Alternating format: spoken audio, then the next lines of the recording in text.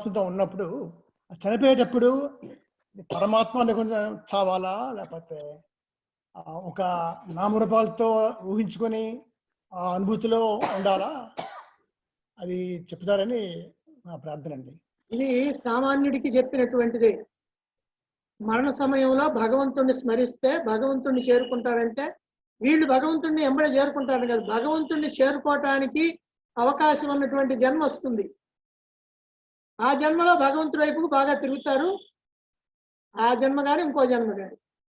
అయితే ఎవరైతే ఈ జన్మలోనే నేను పరమాత్మని అని తెలుసుకొని అనుభూతి కనుక చెంది ఎల్లప్పుడు కూడా పరమాత్మగానే వ్యవహరించేటువంటి వాడు కనుకుంటే చనిపోయేటప్పుడు ఏం అనుకోవాల్సిన పనిలే, దీంట్లోనే ఉంటాడు. ఇంకా అనుకునేది ఏముంది?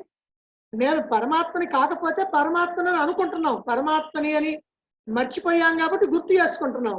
అసలు పరమాత్మని ఎల్లప్పుడూ గుర్తు చేసుకునేవాడు ఇంకా గుర్తు చేసుకోవాల్సింది ఏమి లేదుగా. ఆడెప్పుడు పరమాత్మలోనే ఉంటాడు. కనుక జీవన్ముక్తుడైనటువంటి వాడు అతడికి మరణ సమయంలో ఇంకా ఏం లేదు, అతడు ఇదే తలుచుకుంటున్నాడు, ఇదే దీంట్లోనే ఉంటాడు. నేను పరమాత్మని అనేటువంటి భావనలోనే ఉంటాడు.